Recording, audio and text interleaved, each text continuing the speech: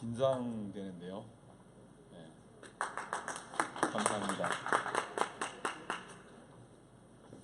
예, 우선 제 소개를 드리겠습니다. 카메라는 여기 있나요? 네, 예. 이거. 마이크 소리는 괜찮은가요? 네. 예.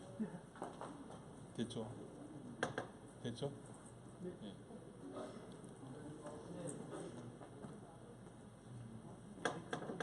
뭔가 부실해. 예, 반갑습니다. 마이크 확. 됐어요? 네. 예, 반갑습니다.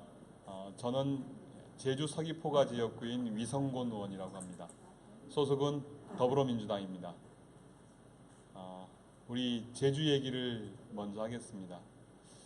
예, 우리 제주는 우리 대한민국 그리고 세계인들에게 사랑을 받는 그리고 그분들의 찾아오시는 분들에게 휴양과 힐링을 주고 새로운 희망과 꿈을 주는 저는 섬이라고 생각합니다. 그 섬의 남쪽 서귀포입니다. 저희 서귀포는 귤의 주산지고 대한민국 생산귤의 사실상 100%를 생산하고 있습니다. 또한 저희 제주는 잘 모르시겠지만 여러분들의 겨울철에 드시는 겨울 채소, 양배추, 브로콜리, 무, 마늘, 양파, 당근의 90% 정도를 공급하고 있는 겨울철 채소를 공급하고 있는 식량의 기지라고 볼 수 있겠습니다. 그곳 우리 제주가 4.3이라는 큰 아픔을 안고 살아왔습니다. 얼마 전 정부가 마련한 국사 편찬회에서 국정화를 꿈꾸고 있는 그 교과서에 4.3을 폄훼하고 4.3을 폭동으로 하고 있지만 여전히 우리 도민들은 그것에 굴하지 않고 정당한 역사를 쓰는 노력을 해가고 있습니다. 지난 몇 년 동안 우리 제주는 제주 해군기지 때문에 지난 10년 동안 많은 아픔을 겪었습니다. 앞서 우리 이제 박주민 의원께서도 말씀하셨지만 제주 해군기지 우리 지역에 할 수도 있다고 생각합니다. 그렇지만 그러한 일을 결정할 때 지역 주민에게 물어보고 지역 주민에게 의사가 반영되어지는 그런 일, 그렇게 하는 제도적 절차, 과정이 되어지지 않았기 때문에 그 절차에 대해서 우리 도민들은 분노하고 분개했던 것입니다. 물론 환경이 파괴되어지고 또한 4.3의 아픔이 평화로 승화되어지는 과정 안에서 군사시설이라는 게 만들어짐으로써 그것에 대한 반대도 물론 포함되어 있습니다. 중요하지만 이러한 것들이 모두 주민의 의사, 국민의 의사가 반영되어지는 정치가 되지 않기 때문에 그랬다고 생각합니다. 어제 국정조사 그리고 SBS 한겨레 보도에 의해서 세월호가 침몰되어지는 동안에 대통령이 머리를 만지는 일에 90분이나 썼다는 얘기를 들으면서 정말로 참담했고 비참했습니다. 나를 지켜주라고 우리를 지키라고 뽑아놓은 대통령이 한 일이 내가 죽어가고 우리 아이들이 죽어가고 있을 때 머리 만지는 일을 하고 있었다.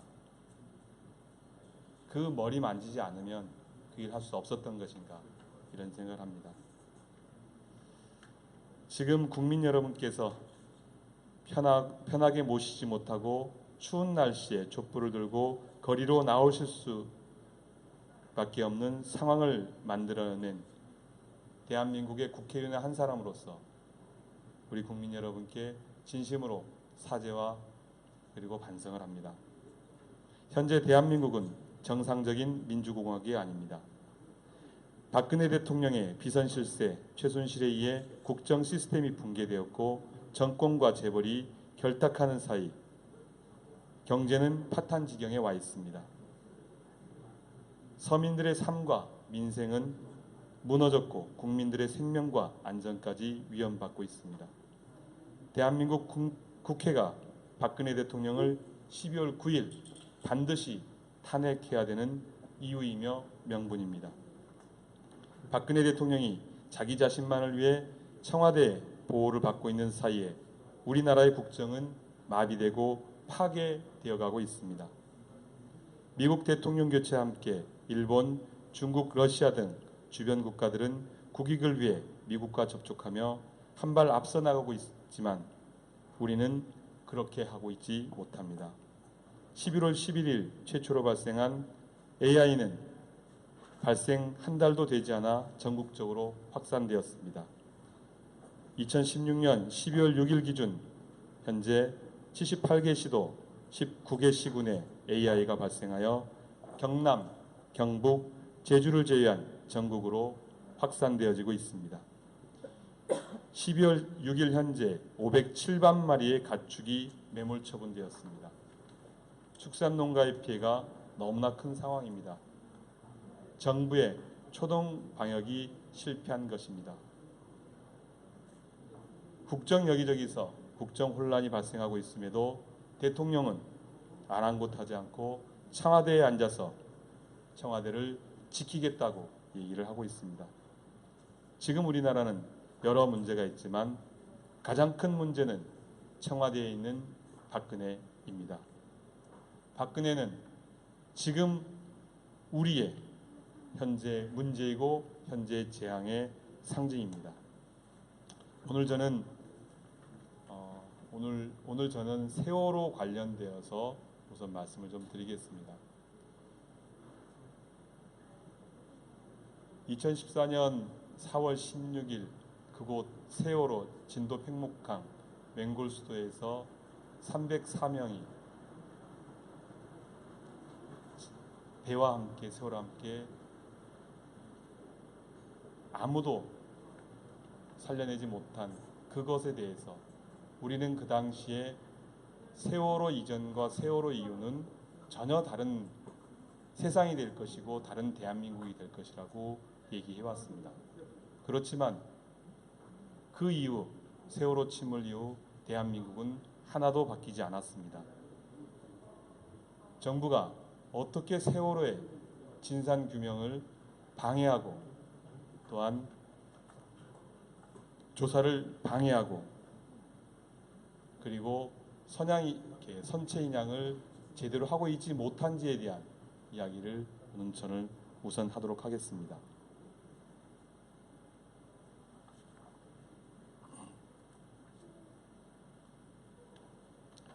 박근혜 최순실 게이트로 시작한 국정농단 사태는 결국 박근혜 대통령 탄핵 요구로 이어졌습니다.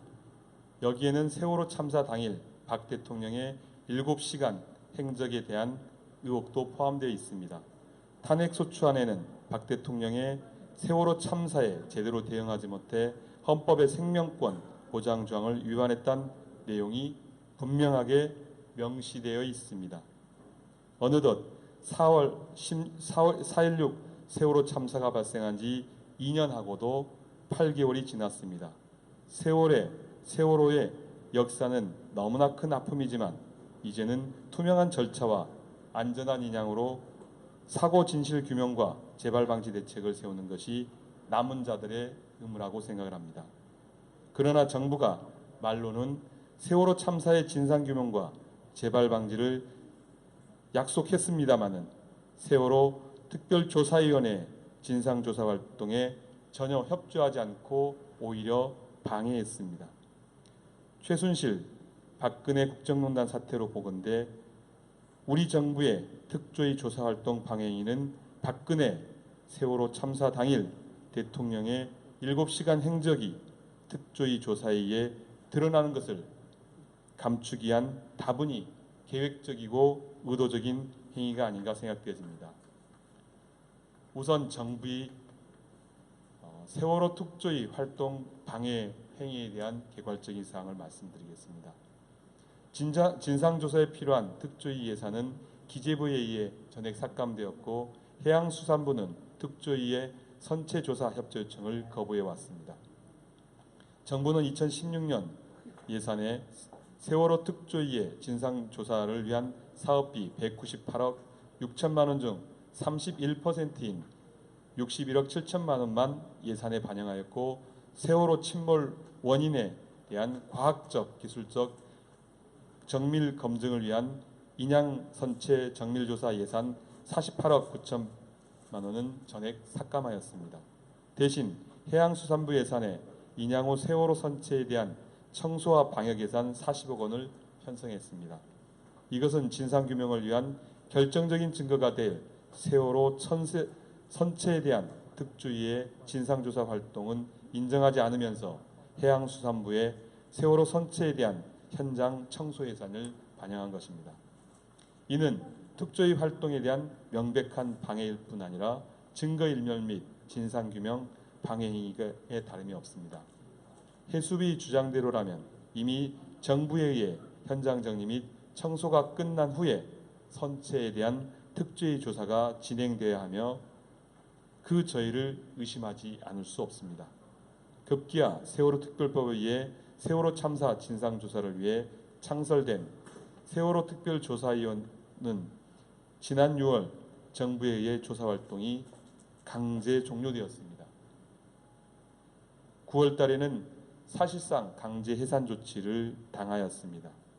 그래서 지금도 우리 세월호 특조위원님들은 실업급여를 가지고 조사활동을 진행하고 있습니다. 지금도 열심히 조사 활동을 해주시는 특조위원님들과 조사관님께 고마운 마음을 전하겠습니다. 현행 법에 따르면 특조위 활동 기간은 그 구성을 마친 날로부터 1년 6개월까지 연장이 가능하지만 특조위 활동 기간이 시작점인 그 구성을 마친 날이 언제인지에 대한 구체적 규정이 없어 이에 대한 논란이 계속되어 왔습니다. 현재 정부는 활동 기간의 시작이 특별법에 부칙에 명기되어진 2015년 1월 1일이 시행일이라고 주장을 하고 있습니다. 이에 따르면 올해 6월 특조위 진상조사 기간은 끝나는 거로 되어버립니다. 그러나 이것은 무리한 형식적인 법 해석이라고 저희들은 주장해 왔습니다. 실제 특조위에서 조사활동의 핵심적인 역할을 하는 별정직 공무원 30명이 첫 출근한 날, 즉 2015년 7월 27일이고 첫 활동 예비비 배정이 국무회의에서 의결된 시점이 2015년 8월 4일이라는 점에 있어서 4일이고 또한 시행일 제정일이 2015년 5월 10일이었다는 점 때문에 저희들은 이것에 동의할 수가 없습니다. 아무런 물적 기반, 사무실도 구성되어 있지 않고 사람도 파견되어 있지 않고 그런데 그것을 특조위 활동 시한이라고 얘기하는 것은 명백히 잘못됐다고 보아집니다. 사무실이 배정되어지고 거기에 근무할 수 있는 직원들이 배치되어지고 아울러서 관련 예산이 되었을 때 저희들은 활동을 시작할 수 있는 시점이라고 보아집니다. 그렇기 때문에 특별법의 근거에서 그 구성을 마친 날을 저희들은 그런 기한점으로 보고 있습니다. 이제 이러한 법 해석, 이러한 예산 배정의 문제, 이런 문제들이 사실상 특조위 활동을 방해해왔던 행위라고 개괄적으로 말씀을 드리겠습니다. 구체적으로 하나하나 짚어보겠습니다. 구체적으로 어떤 방해 행위를 해왔는지에 대해서 말씀을 드리겠습니다. 진상규명 방해 행위에 대한 이야기입니다. 위법적인 시행령의 일방적인 제정에 관한 이야기를 하겠습니다. 2015년 5월 11일 제정된 세월호 특별법 시행령은 위법적인 요소를 상당 부분 가지고 있습니다. 우선 시행령 제정 과정에서 특조위의 독립성을 완전히 무시하고 해수부가 시행령 제정의 주체로 나섭니다. 이는 2015년 1월 16일 김재원 당시 새누리당 원내수석 부대표, 현재 청와대 정무수석을 하고 있는 김재원 의원의 이른바 세금 도둑 발언이 나오기 전에는 특조위 설립 준비단에 민간위원과 파견된 공무원이 함께 행정자치부와 시행령을 만드는 과정을 함께 해왔습니다. 하지만 이 발언이 전해진 이후에 설립 준비단과 협의는 일절 중단되고 해수부가 일방적으로 시행령안을 준비하게 되어집니다. 이는 문제가 뭐냐면 시행령이라는 게 기관의 독립성과 관련이 있습니다. 시행령을 수립한 주체가 시행령을 해석하고 시행령을 운영하는 주체인 거죠. 이것은 명백하게 특조위의 독립성을 위배한 행위입니다. 특히 해수부는 세월호 참사와 그 후속 조치에 책임을 지고 있어서 특조위의 조사 대상이 되는 기관으로서 이러한 기관이 특조위의 시행령을 제정하는 것은 주객이 전도되어진 것이라고 볼 수 있는 거죠. 두 번째로는 시행령에서 특조위의 독립성을 침해하는 내용이 담겨져 있습니다. 특조위 업무를 종합 조사하는 업무를 담당하는 행정지원실장과 기획행정 담당관 그리고 진상규명 업무의 추진 상황을 점검하고 청문회를 실시하는 업무를 담당하는 진상규명국의 선임 과장인 조사 1과장을 정부에서 파견된 공무원으로 맡도록 한 것입니다.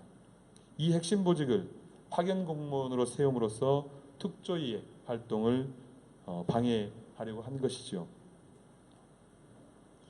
이게 사실 특조위에서 가장 중요한 업무를 담당하는데 이분들을 외부에서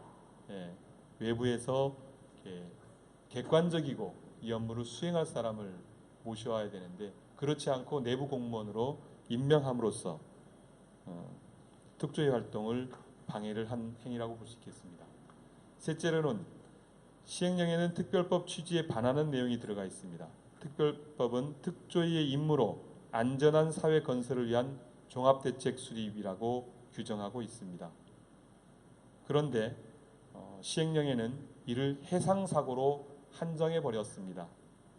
하지만 시행령은 안전사회과의 업무를 규정하면서 세월호 참사와 관련된이라는 문구를 추가하여 그 범위를 축소시켰던 것입니다. 뿐만 아니라 조사 1과와 조사 2과의 업무에는 참사의 원인 규명에 대한 정부 조사 결과 분석, 참사의 구조군안 작업에 대한 정부 조사 자료 분석을 포함시키기도 하였습니다. 그 밖에 시행령에는 특조위가 요구한 중요한 사항이 제외되기도 했습니다. 업무의 완결성과 신속한 처리를 위한 소위원장의 업무 지휘, 감독권 규정, 두 번째로 정무직 상임위원 5명을 별도로 한 120명 정원 확보 등이었습니다. 특조위가 마련한 안에는 소위원장의 업무 지휘 감독권 규정이 들어 있었습니다마는 정부의 시행령에는 이것이 삭제되고 정무직 상임위원을 정원에 포함시켰을 뿐만 아니라 시행령 발효 후 6개월까지 정원을 90명으로 규정하기도 하였습니다. 2015년 5월 29일 국회에서 세월호 특별법 시행령 개정을 겨냥한 국회법 개정안에 대한 여야 합의가 이루어졌고 같은 날 국회법 개정안이 본회의를 통과하였습니다. 하지만 6월 25일 대통령이 국회법 개정안에 대한 거부권을 행사한 후 국회의 제의 없이 그대로 폐기되었고 합의 당사자였던 유승민 원내대표가 자리에서 물러났습니다. 관련해서 특별법 개정 무산 사항입니다. 2016년 9월 세월호 특별법 개정은 여전히 이루어지지 않고 있습니다. 현재도 이루어지고 있지 않습니다. 2015년에 이미 여야가 모두 개정에 대한 필요성을 인식하고 실제 두 차례 개정 합의에 이르렀습니다. 첫 번째 합의는 2015년 5월 29일에 이루어졌습니다. 여야 원내대표는 시행령 개정을 위한 국회법 개정을 합의했을 뿐만 아니라 세월호 특별법 개정도 합의했습니다. 내용은 그렇습니다. 세월호 특별법의 시행일과 특조위 위원들의 임기 및 위원회 활동 기간의 불일치 부분에 대한 정비를 통하여 특조위 활동 기간을 보장하는 세월호 특별법 개정안을 6월 임시회 내에 처리한다. 하지만 합의 당사자인 유승민 원내대표가 자리에서 물러나면서 합의 자체가 파기되고 말았습니다. 두 번째 합의는 2015년 가을 정기국회 개원 초기 9월 7일에 이루어졌습니다. 당시 여야 원내대표는 특조위의 정상적인 출범에 차질을 빚었다는 점을 두루 감안하여 활동 기간만큼은 특별법 개정을 통해 보다 명확히 하기로 약속하면서 다음과 같이 합의를 했습니다. 세월호 진상규명을 위한 특별조사위원회 활동 기간을 보장하는 세월호 특별법 개정안을 11월 5일 2015년이죠. 2015년 11월 5일 본회의에서 합의하여 처리한다. 하지만 정기국회에서도 약속이 이루어지지 않았습니다. 다음은 인사를 통해서 특조위 활동을 방해를 했습니다. 세월호 특별법 부칙 제1조는 2015년 1월 1일부터 법을 시행한다라고 되어 있습니다. 위원회 임기는 법 시행일에 시작을 하는 것으로 되어 있습니다. 따라서 위원들의 임명도 사전에 이루어졌어야 했습니다. 그렇지만 그들이 말하는 1월 1일 이전에 위원들의 임명되어진 게 아니라 두 달여가 지나서 3월 5일에야 임명장을 받을 수 있었습니다. 그중 비상임위원은 3일 9일에야 임명장을 받았습니다. 현재 정부는 위원회 임기를 특조위가 1월 1일에 시작된 것이라고 주장하고 있습니다. 임명장도 받기 전부터 임기가 시작되었다는 겁니다. 상식적으로 우리는 이해할 수가 없는 것이죠.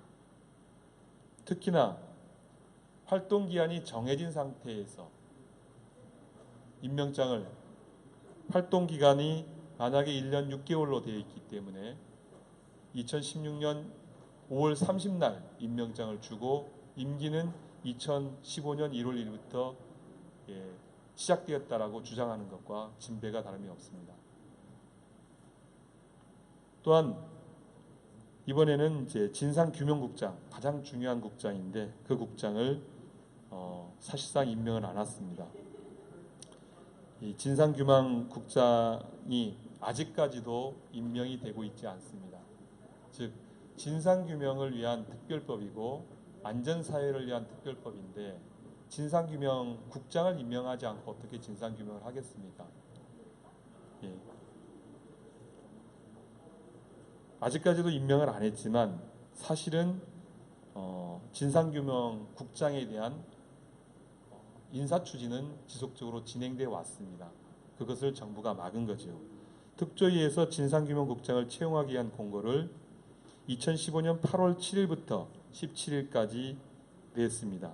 그리고 8월 20일에 응시자들에 대한 면접을 실시했습니다.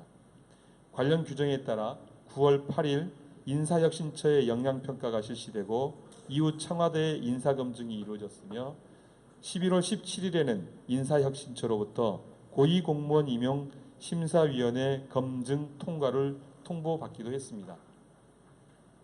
임용심사위원회 검증을 통과함으로써 임명을 위한 모든 절차는 완료되었습니다. 그런데 청와대는 여전히 진상규명국장을 임명하지 않고 있습니다. 다음은 공무원 파견에 관한 사항입니다. 그들이 만든 시행령에 따르면 정부가 만든 시행령에 따르면 2015년 11월 11일부터 특조위 정원은 90명에서 120명으로 증원되도록 규정하였습니다. 이는 일반직 공무원도 해당되어 정원이 36명에서 48명으로 증가해야 되지만 실제로는 단 한 명도 파견하지 않았습니다. 결국 6월 30일 기준으로 파견 공무원의 현원은 29명에 불과하였고 이는 정원 대비 60%에 불과한 수치입니다.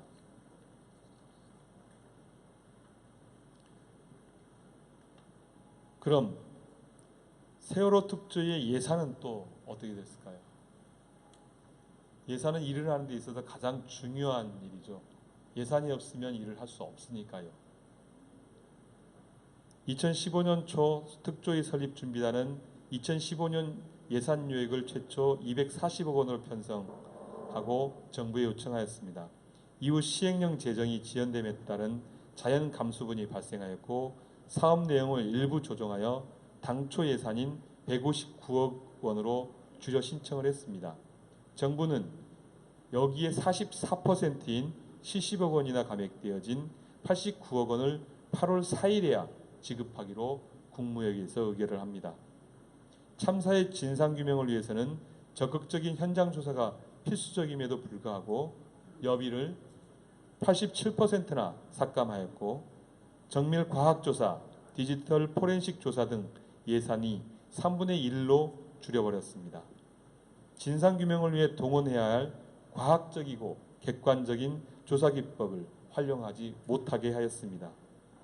이러한 진상규명에 필요한 예산뿐만 아니라 안전사회 건설, 피해자 지원 활동에 필요한 사업비마저 69% 삭감하여 3분의 1로 이하로 줄여버렸던 것입니다. 또 2016년 예산은 어떻습니까? 세월호 특조위는 2015년 예산에 미반영된 사업비 등을 2016년에 반영하여 198억 6천만 원의 예산을 신청하였습니다. 그렇지만 기획재정부는 61억 7천만 원만을 반영하였습니다. 예산 요구액의 31%만을 반영한 것입니다. 특히 인양된 선체에 대해 특조위가 조사 활동을 위한 핵심적인 사업 예산인 인양선체 정밀조사 예산 48억 9천만 원이 전액 삭감되었습니다. 그해 국회 농해수위에서는 11월 24일 세월호 특조위 예산을 122억 4천만 원으로 의결을 하였습니다. 이것은 당초 정부안 61억 7천만 원보다 62억 원 가까이 증액 시킨 사안입니다. 또한 여야 합의로 관련 예산을 증액을 하였습니다. 그런데 본회의 처리 과정에서 한 푼도 배정되지 않았습니다. 이처럼 특조위에 예산을 배정하지 않음으로써 국가는 세월호에 대한 진상규명을 해야 될 자기 의무를 방기하고 실제 그것을 방해한 것이라고 보겠습니다. 그러면 실질적으로 특별조사위원회가 조사 활동을 한 동안은 어떻게 했을까요? 조사 활동도 방해를 하였습니다. 말씀드리겠습니다. 세월호 특조위 본연의 업무는 참사의 진상규명 활동이고 이에 대해 국가기관 등은 적극 협조해야 할 의무가 세월호 특별법 제39조 10항에 규정되어 있습니다. 하지만 지금까지 조사 과정을 볼 때 조사에 적극적으로 협조한 사례는 거의 없었다고 할 정도입니다. 예를 들어 해경 123정에 대한 조사를 위해 조사 대상자들을 소환했을 때 이들은 업무 때문에 출석할 수 없다고 하면서 조사관들이 자신들의 해경 사무실로 오면 조사를 받겠다는 식으로 여러 차례 출석에 불응하며 한 명을 조사하는데도 많은 어려움을 겪었습니다. 또 조사에 필요한 자료 제출을 요청하면 제때 보내오는 경우가 없었고 납득할 수 없는 이유를 들어 자료 제출을 거부하였습니다. 아래의 대표적인 예들을 살펴보겠습니다. 2016년 6월 8일 대통령과 관련된 의혹을 보도한 산케이신문 전 서울지국장 사건에 대한 수사 및 재판 기록 제출을 요청하기 위해 특조위는 서울중앙지검에 대한 실지 조사를 실시하였습니다. 그렇지만 결국 자료를 받지 못했습니다. 특조위가 실지 조사를 실시한 이유는 해당 자료가 특조위에 접수된 청와대 등 참사 대응 관련 업무 적정성 등에 관한 건을 조사하기 위한 필요한 서류였습니다. 특조위는 이 자료를 제출받기 위해 검찰 측과 여러 논의를 하였습니다마는 거부당하였습니다.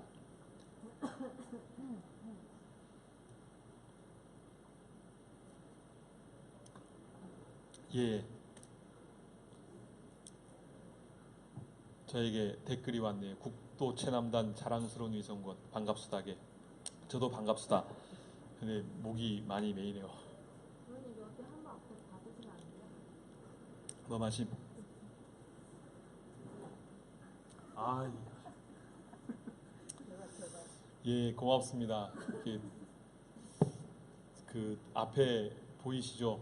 열심히 활동하고 있는데 사실 정치라는 것이 마음만 가지고 되는 게 아니더라고요. 많은 기존의 우리 선배 정치인들이 많은 유혹에 이렇게 빠졌었죠. 예, 그것은 결국은 국민이 후원하지 않고 국민이 정치를 외면하기 때문이라고 생각합니다. 더 바른 정치, 그리고 특히 박근혜를 탄핵시키기 위해서 정치 자금이 필요합니다. 아래 계좌로 좀 보내주시면 고맙게 쓰고 바른 정치, 그리고 박근혜를 탄핵하는데 더 열심히 뛰겠습니다. 계속 얘기를 이어가겠습니다. 재미가 없죠. 그렇지만 이 사실에 대해서는 우리가 이렇게 기억하고 기록해야 될 이유가 있어서 저는 이렇게 말씀을 계속 드리는 겁니다. 특조위는 해경 경비안전본부에 참사 당시 TRS 음성 녹음 파일이 100만 개 존재한다는 것을 확인하고 2016년 5월 27일 교신 음성 저장 장치 일체를 제출받기 위해 실지 조사를 실시하였습니다. 그런데 해경 측은 협조하지 않았습니다. 이에 조사관들이 현장에서 밤샘 당직을 서는 등 대기한 이후 6월 1일 권영빈 진상규명 소위원장과 이춘재 해양경비안전조정관이 자료 제공을 위한 협의를 진행한 끝에 국가안보에 관한 부분을 제외한 자료를 특조위에 제출하기로 합의했습니다. 하지만 이후 제출받은 자료는 전체 약 0.7%인 7,000개 정도에 불과하였습니다. 정부가 특조위 조사 활동이 종료되었다고 주장하는 7월 이후에 제출 자체가 끊겨버린 상황입니다. 뿐만 아니라 출석 요구에 불응한 사례도 발생했습니다. 특조위는 언론 보도의 공정성과 적정성을 조사하기에 MBC 경영진에게 출석 요구를 했습니다. 이에 불응하여 2차례 이상 거부한 자를 대상으로 동행명령장을 발부하기도 했습니다. 하지만 그 집행은 거부하거나 회피하였고 이로 인해 동행명령장 자체를 재차 발부받는 사항도 발생하였습니다. 여기만 있지 않습니다. 시행령을 운영하고 실제 이 사건의 담당자인 해양수산부는 어떻게 이 사건을 방해했는지 말씀을 드리겠습니다.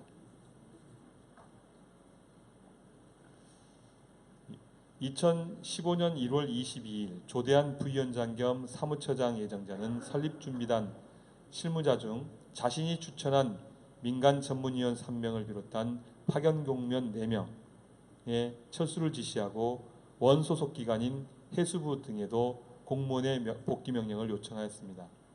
이는 설립준비단 단장인 이석태 위원장 예정자의 제가 없이 무단으로 이루어진 것이었는데 그럼에도 불구하고 해수부는 다음 날인 1월 23일에 소속 공무원들을 바로 복귀시켰습니다. 이로 인해 설립준비단의 정부와의 실무협의는 불가능해지는 등 업무가 사실상 마비되는 상황에 놓이게 되어집니다. 이후 언론보도, 국회의 압박, 위원장 예정자의 파견 요구에 따라 2월 3일에야 재차 공무원 4명이 파견되어지게 되어집니다.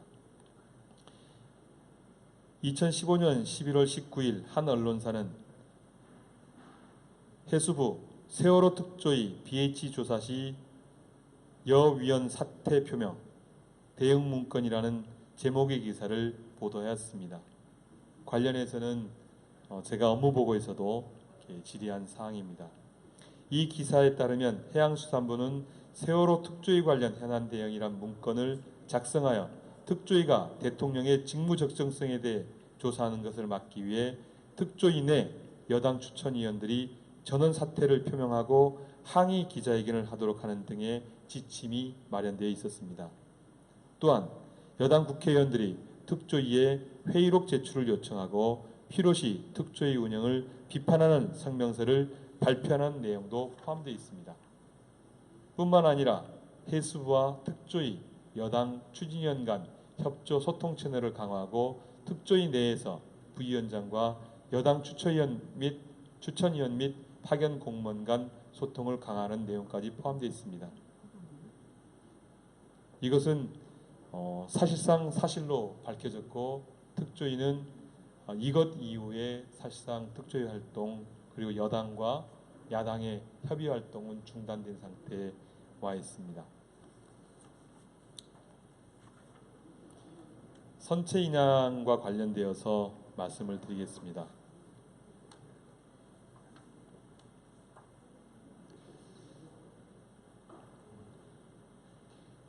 짤막하게 말씀을 드리겠습니다. 제가 국회의원에 대해서 첫 업무 보고를 세월호를 받고 인양조사 보고를 받았습니다. 그런데 인양조사 보고를 받았는데 인양조사가 너무 주먹구구식으로 너무 계획적이지 않게끔 운영되는 사실을 발견했습니다. 리프팅 빔을 설치하기 위해서 선수들기를 하는데 그날 선수들기를 하면서 실패를 하게 되는데 실패 원인이 너울성 파도라고 얘기를 했습니다.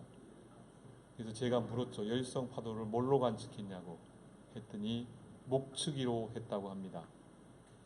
지금 이 발달되어진 이 과학적인 시대에 목측으로 그것을 실시하고 천억이나 들어가는 그리고 국민의 관심이 그렇게 많은 세월호를 인양하는데 눈으로 보고서 이를 결정한다는 것이 모든 걸 전 말한다고 생각합니다. 해양수산부가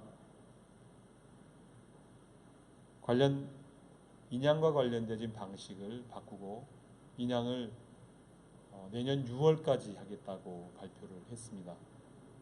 저는 그것도 꼼수라고 생각이 되어집니다. 경과와 과정 그리고 이러한 내용들을 살펴봤을 때 해양수산부는 세월호를 인양하고 싶은 마음이 없다라는 게 제 생각입니다.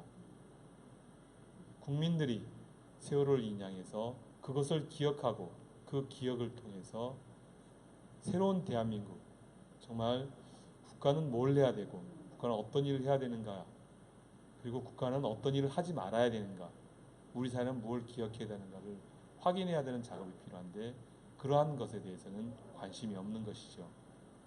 결국은 돈 때문에 안 된다는 것이고 대통령 7시간을 보호하기 위해서 안 된다는 것이란 것밖에 생각되지 않습니다. 세월호 이야기는 여기까지 준비된 이야기는 더 많은데 시간이 많이 가서 제 다른 얘기를 좀 하겠습니다. 오늘 이게 준비를 하면서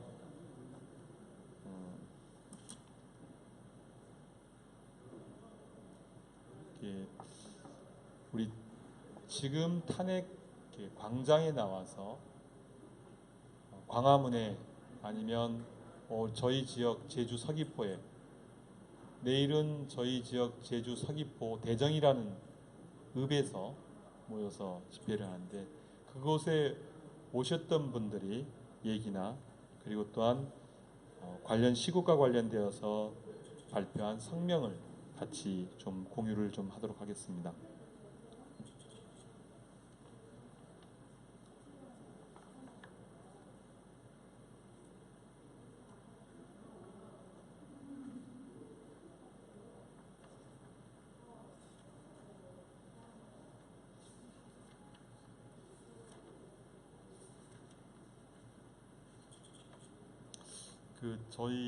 제가 제주대학교를 졸업했는데 제주대학교 후배들이 발표한 성명서를 찾으려는데 찾기가 어렵네요. 잠깐만 기다려 주십시오.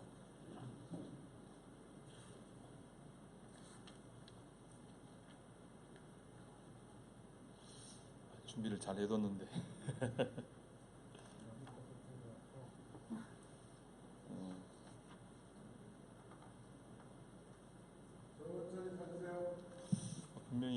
목차가 있었는데 목,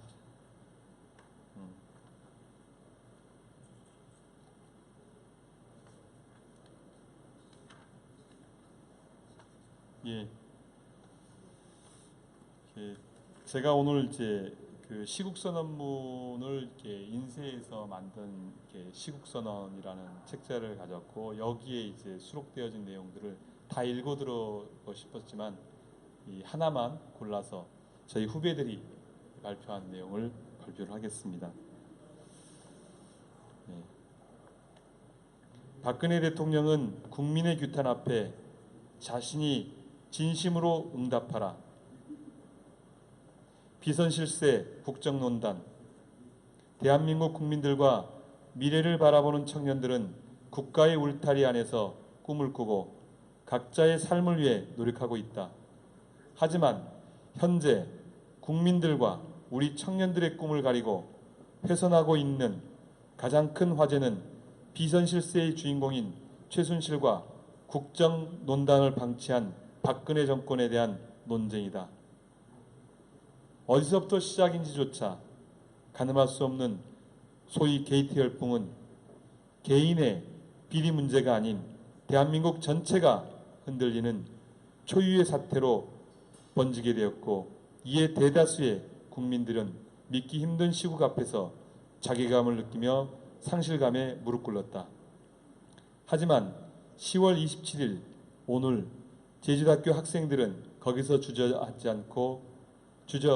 않을 것이며 국민을 마주하자는 대통령의 뒤통수를 향해 시국선언을 토해내고자 한다. 드러내야 할 것은 감춰졌었다. 정유라의 이하여대 부정입학. 박근혜 정권은 노력으로 살아가는 청년들에게 성공으로 가는 가장 빠른 길이 무엇인지 보여주었다. 능력이 없으면 너희 부모를 원망하라는 누군가의 말처럼 능력 중심의 사회의 능력이 우리가 태어나기 전에 수저 싸움임을 알게 했다. 이는 단지 개인의 특례 입학으로 치부될 수 없고 같은 대학생으로서 분노를 느끼고 수치스럽다. 청년들의 피와 땀을 조롱하는 것에 사과하고 부정에 대한 처벌을 요구한다. 꼬리에 꼬리를 무는 게이트. 정윤회, 진경준, 우병우, 최순실.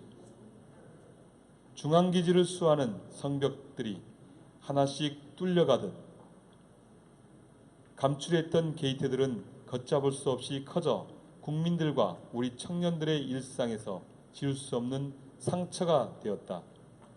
누구의 책임인지 가리는데 급급한 것이 아닌 비리의 뿌리를 척결하라. 감추려 했던 것은 드러나 버렸다. 대통령 기록물 불법 유출. 행정부의 수장, 인정하기 싫지만 국가의 수장으로 불리는 박근혜 대통령의 한마디는 대한민국을 넘어서 국제사회에도 큰 영향을 미친다. 하지만 현실은 어떠한가? 대통령은 불법 연설문 유출을 시인했고 지켜져야 할 비밀은 한낱 개인에 의해 처참히 드러나고 수정되었다. 비공식적인 경로로 개입을 허용했음을 인정했지만 불법에 대한 신속한 심판은 이루어지지 않았다. 이는 법치국가 대한민국의 원칙을 무시하는 처사이다. 10월 21일 국정감사에서 이원종 비서실장의 발언처럼 봉건 시대에도 있을 수 없는 이야기가 현실이 되었고 보좌체계를 갖췄다는 청와대는 비서실장도 모르는 불법 문건 유출이 자행되었다. 실정을 파악하지 못하는 비서실장이 포함된 보좌체계에는 언제 완비되었으며 최순실에 의한 개인적인 개입을 언제부터 중단하였단 말인가. 이에 대한 진상규명을 실시하라. 박근혜 대통령의 연설문에 수없이 등장하는 한 문장, 존경하는 국민 여러분. 존경받아 마땅한 국민이자 대한민국의 미래를 수호하는 청년들이여 고개를 들라. 이러한 시국에서 우리 청년들은 대한민국 국민이기를 포기하지 않을 것이다. 또한 비선 실세를 인정하고 국정농단을 방치했던 박근혜 대통령의 퇴진과 국정개혁 요구를 포기하지 않을 것이다. 2016년 10월 27일 대한민국 최남단 제주에서 대한민국 중앙을 향해 소리친다. 비선 실세, 국정농단, 국기문란, 수많은 청년들이 눈과 입에 담을 것이라 생각하지도 못했던 끝없는 사실과 논란들에 대한 진실을 규명하라.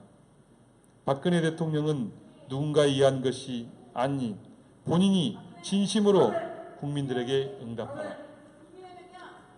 국정쇄신과 자신의 인적 쇄신에 앞장서고 잘못과 책임에 당당하지 못하다면 자진 사퇴하라. 2016년 10월 27일 제주대학교 총학생회. 다음은 산청에 있는 간디 고등학교 학생들의 시국 선언문입니다. 고등학생 학생들인데요. 경남 산청에 있는 친구들이 이제 한 내용을 읽어드리겠습니다. 우리는 학생이다. 박근혜는 하야라. 우리는 어떤 사회를 살아가고 있을까? 또 어른이 되면 어떤 사회를 살아가야 할까? 또래들은 6년간 중고등학교를 다니며 대학 입학을 위해 공부했다. 열심히 공부해서 대학에 간 후에 각종 아르바이트를 전전해야만 한다. 꿈과 희망을 찾을 나이에 우리들은 꿈이 무엇인지 모르고 살아가고 있다. 하지만 아무리 애를 써봐도 지금 대한민국은 개인의 노력보다는 돈으로 얻는 실력이 더 잘 먹히는 사회이다. 정유라가 말했다. 돈도 실력이야. 부모를 탓해. 우리도 이 사실을 알기에 막막하다. 두렵다. 무섭다. 모르겠다. 이게 곧 대한민국 학생이 처한 현실이다. 우리는 산청의 작은 산골 마을에 있는 학교에 다니고 있다. 우리는 시국선언을 준비하기에 앞서 학생총회를 열어 식구들의 동의를 받았다. 간디학교 학생의 이름으로 시국선언을 준비했다. 이 과정에서 더 많은 학생들의 이야기를 대표하기 위해 다양한 의견을 나누었다. 이것이 우리가 배웠던 민주주의고 학교에서 또 잘 지켜지고 있는 기본적인 원칙이다. 그런데 우리는 민주주의를 가르쳐야 될 어른들, 즉 정부에서는 전혀 지켜지지 않고 있었다. 우리는 최근 무너지고 있는 민주주의를 보며 실망을 넘어 절망스러웠다. 지금껏 국정을 운영해왔다고 믿었던 박근혜 정부 뒤에는 최순실이 있었다. 그녀의 태블릿에는 청와대와 관련된 200여 개의 파일들이 들어있었다. 그 파일에는 박 대통령의 주요 연설문, 국제위기와 경제전략 등 국가 기밀 문서가 있었고 최순실이 국정에 개입한 흔적이 곳곳에서 발견되었다. 이렇듯 민간인이 대한민국을 좌지우지했다는 것에 우리는 경악을 금치 못한다. 국민을 대표하는 대통령은 돈과 권력의 꼭두각시가 되어 있었다. 이는 정상적인 국가라면 절대 있을 수 없는 일이다. 있어서는 안 되는 일이다. 국민은 최순실을 대통령으로 뽑지 않았다. 또한 박근혜 정부는 세월호 위안부 협상, 백남기 농민의 죽음, 사드 배치, 국정교과서 등 일련의 사건에 대한 해결은커녕 자신들의 잘못을 감추는 데만 급급했다. 이를 통해 그들은 국정을 운영할 양심과 능력이 전혀 없음을 보여주었다. 국민으로부터 나온 권력은 국민을 위한 것이다. 하지만 지금껏 정부가 보여준 모습은 전혀 그렇지 못했다. 임기 4년 박근혜 정부는 국가 지도부로서의 자격을 상실했다. 우리는 대한민국의 청소년이자 민주사회의 시민으로서 분명히 요구한다. 박근혜는 하야하라. 최순실의 국정 개입으로 정부의 체계는 파괴되었고 민주주의는 더럽혀졌다. 국민은 바보가 아니다. 대통령 자리에 있으면서 검찰 조사 받을 생각은 마라. 의미 없는 대국민 사과로 슬쩍슬쩍 넘기려 한다면 오히려 국민들의 더 큰 분노를 살 것이다. 처음부터 정당하게 선출된 적도 없고 국정을 책임진 적도 없는 박근혜, 당신은 그 자리에 있을 자격이 없다 하야라. 우리는 대한민국의 청소년이자 민주사회의 시민으로서 분명히 요구한다. 검찰과 정부는 박근혜가 하야한 후에 한일 위안부 협의, 한미 동맹과 사드, 개성공단과 북한과 관련되어진 외교적 문제들을 누가 결정하고 주도했는지 면밀히 밝히고 전면적으로 재검토해야 할 것이다. 우리 산청 간디고등학교 학생들의 이야기입니다. 우리 청소년들도 다 알죠. 저희보다 더 많은 사실을 알고 진실이 무엇인지 알고 또 그들이 살아가야 될 대한민국은 어떻게 가야 되는지를 안다고 생각합니다. 우리 산디 고등학교 학생들의 이야기를 무겁게 받아들이면서 구호 하나 외치겠습니다. 박근혜 하면 탄핵으로 답을 해주시기 바랍니다. 박근혜! 김용건 의원님, 유은혜 의원님, 박근혜!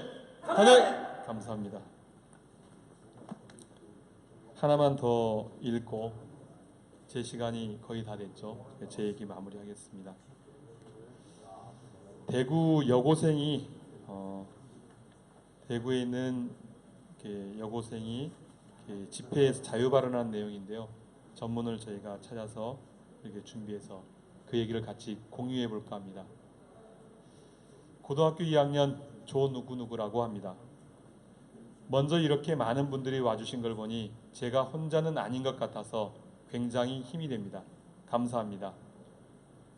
우리는 오늘 박 대통령, 사실 그년을 무엇이라고 불러야 할지 고민을 많이 했습니다.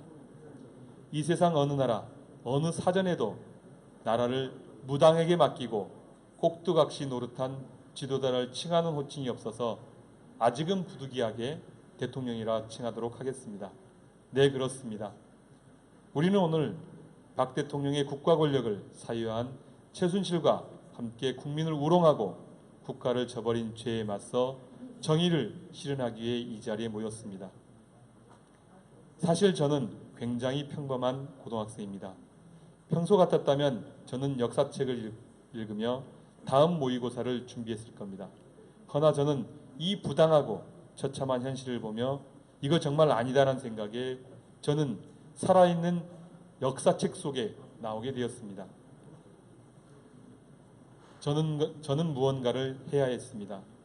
저를 위해 피땀 흘려 일하시는 그리고 사회로부터 개, 돼지, 흙수저로 취급받으며 사는 사랑하는 저희 부모님을 위해 사회에 나오기 전부터 자괴감을 느끼고 있는 수험생 언니를 위해 또 아직은 너무 어려서 뭔지 잘 모르는 동생들을 보며 이들에게 더 나은 내일과 미래를 위해 저는 무언가 해야만 했습니다.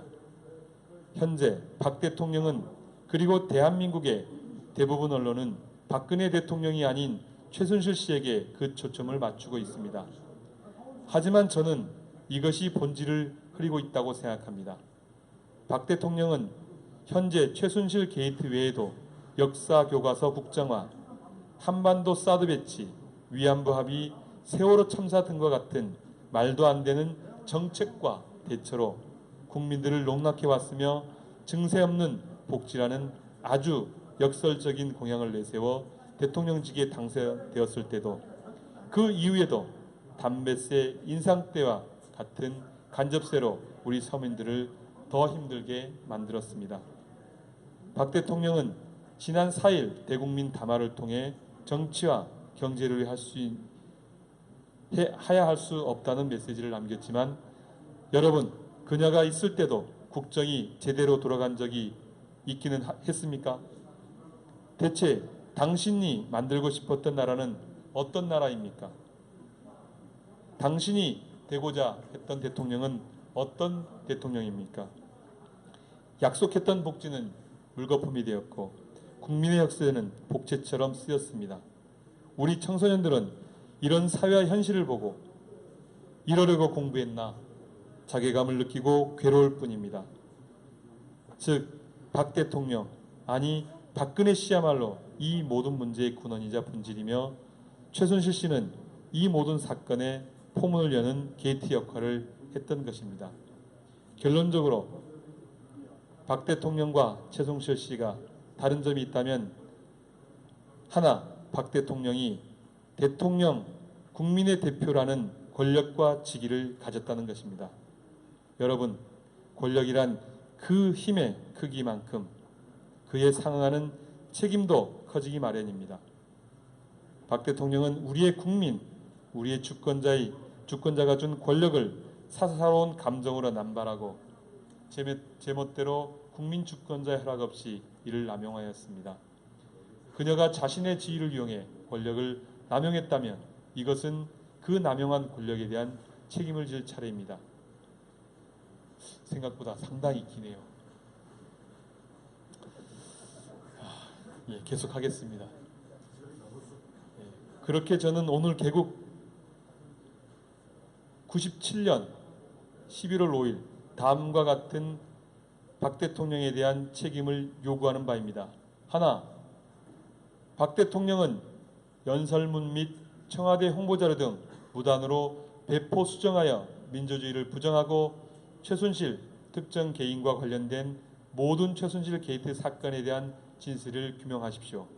우리가 원하는 것은 어줍지 않은 해명이 아닌 진실입니다. 우리 국민 주권자들은 이를 알아야 할 이유가 있고 이를 알 수 있는 권리 또한 있습니다. 하나, 박 대통령은 본인을 포함해서 국가를 유린하고 국민을 농락해오던 자들에게 한해 공정하고 정의로운 검찰 수사를 즉각 진행해 주십시오. 정부도 국회도 믿을 수 없는 이 마당에 검찰들의 말을 믿을 수 있습니까? 네, 그렇습니다. 아주 공정하고 투명한 수사를 위해 엄중히 처벌해 주십시오. 우리는 더 이상 의미 없는 진실 게임을 계속하고 싶지 않습니다. 중략을 좀 하겠습니다. 하고 청소년들이 꿈꿀 수 있는 내일을 위해 부디 오늘을 잊지 말아 주십시오.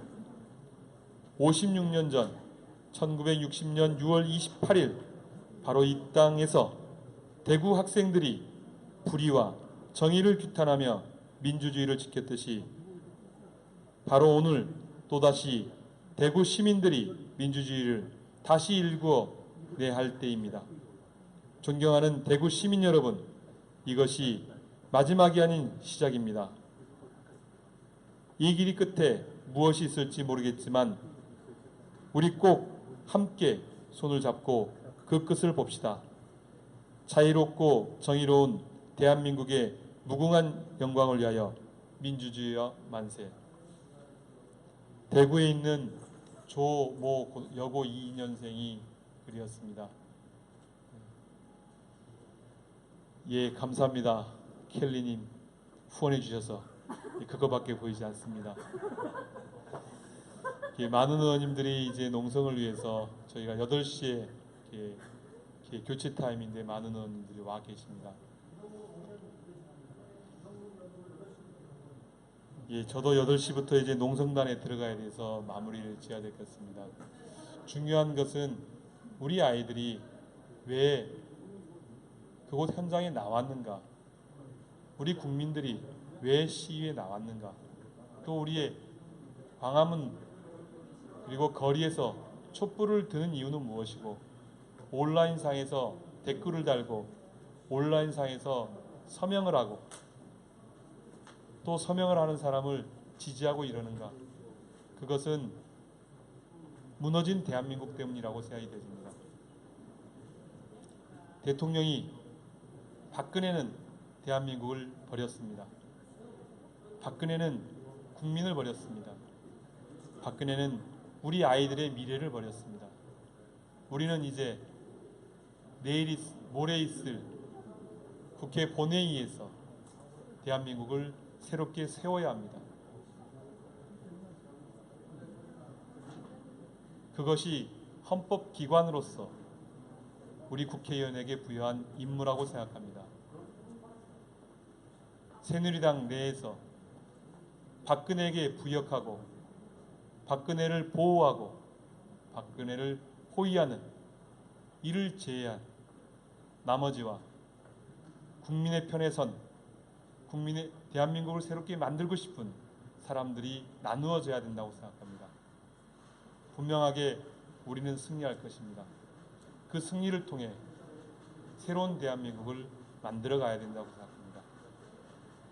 새로운 대한민국은 우리 아이들에게 꿈을 주고 우리 농민들에게 희망을 주고 우리 노동자들에게 새로운 삶을 주는 그런 정의로운 대한민국, 자유로운 대한민국이 기대합니다. 많은 시간 저 얘기를 들으셔서 고맙습니다. 다음은 누가 하시죠? 다음은 제가 존경하는 송영길 의원님께서 하실 건데요. 제 앞서서 우리 이제 박주민 의원님께서 하셨는데 제가 국회에 와서 박주민 의원님을 볼 때는 처음에 국회의원이 아닌 줄 알았습니다. 본인은 깨끗하게 다닌다고 하지만 정말 이렇게 제가 볼 때는 별로 깨끗하지 않고 그런데 어느 현장이나 어려운 사람이 있거나 힘든 사람이 있는 곳에 늘 가서 거기에 있고 또 농성을 하는 과정에서도 공부를 하고 책을 보는 유일한 의원이었습니다.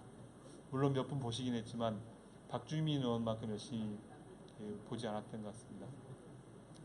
그래서 정말 이렇게 존경하는 의원님 뒤에 하게 돼서 영광이었고 또 제가 존경하는 이제 송영길 의원님께서 연설하시면 저보다 훨씬 더 많이 하시고 삼선의 의원님이시고 그렇기 때문에 사선입니까? 죄송합니다. 사선의 의원님이셔서 말씀도 잘하시고 더 좋은 이야기를 할 거라고 봤습니다. 우리 더불어민주당 의원님들이 많이 와 계십니다. 지금 농성에 있어서 특히 이 자리에서 늘 고마움을 한 분께 표현하겠습니다. 우리 농성단을 그리고 이곳을 잘 운영해 주시는 우리 김영진 단장님께 정말 존경과 무한한 아부의 존경과 진심으로 우러나는 존경을 함께 올리겠습니다. 고맙습니다.